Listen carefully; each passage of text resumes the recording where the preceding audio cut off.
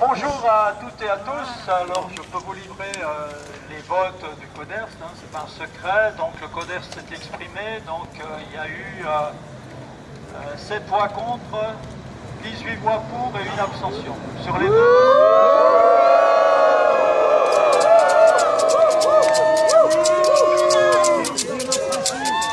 Alors, c'est la dernière instance en fait qui réglementairement est consultée avant la signature des arrêtés d'autorisation de destruction de la nature et des 300 hectares de terres agricoles. Donc le préfet n'est pas lié par la décision, donc il prendra la décision de signer ou de ne pas signer. Il est certain que la décision ne se prend pas ici, elle se prend au niveau supérieur, je dirais à Paris au moins. Mais les Alsaciens ont l'habitude que les décisions se prennent à Paris, c'est pas nouveau. Donc on ne tient vraiment pas compte de ce que vous pensez, de ce que vous avez émis dans les enquêtes publiques. On a présenté un dossier que l'administration s'est efforcée de rendre présentable. Il y a eu énormément de travail fait de la part de l'administration pour que ces dossiers soient effectivement le moins nuisibles possible, je dirais. Et donc il y a un fort travail qui a été fait, mais néanmoins, ça ne suffit pas pour rendre les dossiers conformes à ce qu'on attend, et notamment conformes à la réglementation. Que ce soit l'un ou l'autre dossier, les mesures compensatoires ne sont pas suffisantes et en tout cas pas pérennes, parce que quand on construit une autoroute comme celle-là avec une concession de 54 ans, déjà il faudrait que les mesures compensatoires soient à la mesure, hein, c'est-à-dire de la durée déjà, et qui durent pour la durée de la concession au moins. Mais on sait tous qu'une autoroute c'est quelque chose de définitif. Je ne connais pas beaucoup d'endroits où on a démonté les autoroutes au bout de la concession.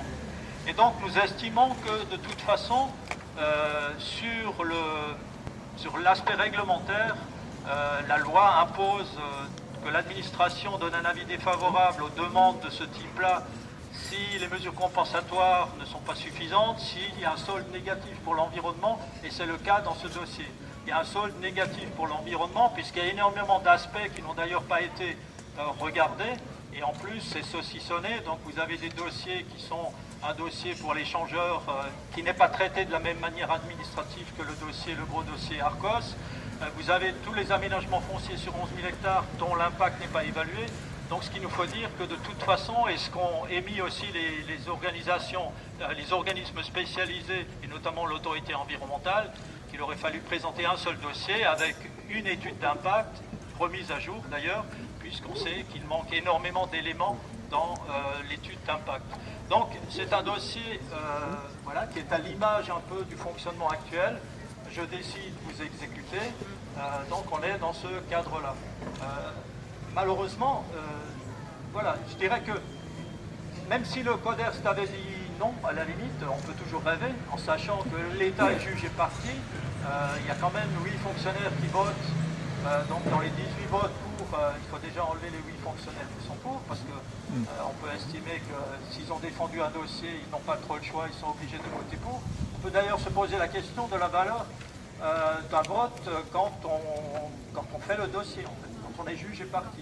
Je pense que le minimum dans une instance de ce type-là, c'est que celui qui présente le dossier s'abstienne, parce que voter pour un dossier que vous avez fait, on va mettre difficilement comment vous pouvez voter pour un dossier que vous avez monté. Et donc, il y a de toute façon un biais au niveau du fonctionnement d'une instance comme ça. L'administration garde la main. Si vous additionnez ici le vote de la Chambre de commerce et d'industrie et ceux qui lui sont plus ou moins soumis, vous obtenez relativement facilement ceux qui sont pour, et de l'autre côté, malheureusement, ceux qui sont contre sont en minorité dans ce type d'instance. Ce qui n'empêche qu'on va garder bon espoir de lutter contre.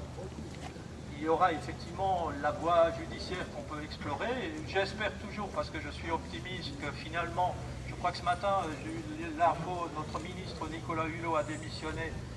Peut-être que, je ne sais pas, peut-être qu'ils pourront en parler plus librement aujourd'hui qu'il est plus ministre de ce dossier, parce que pour l'instant, il était plutôt discret sur le dossier. Je pense aussi que la grâce peut frapper notre division actuelle pour faire comprendre que finalement, accéder à la demande de la population, c'est pas être faible, c'est simplement être démocrate. Et donc, je pense que là, il y a des moyens de montrer que la démocratie, ça a un sens, alors que là, on se sent, en cette affaire, je me sens un peu frappé d'un oukase. En fait, c'est un oukase qui arrive comme ça de Paris. Et peu importe ce que les instances ont pu dire, peu importe ce que les enquêtes publiques ont pu révéler, peu importe même la position du CODEST aujourd'hui, qui est un endroit où on examine un dossier technique, mais on ne remet pas la politique en cause. J'ai essayé, bon, avec le succès que vous voyez, c'est-à-dire pas tellement convaincant.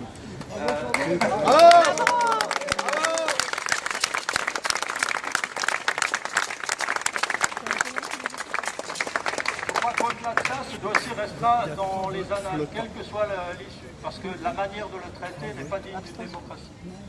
Voilà, merci à vous. Bravo!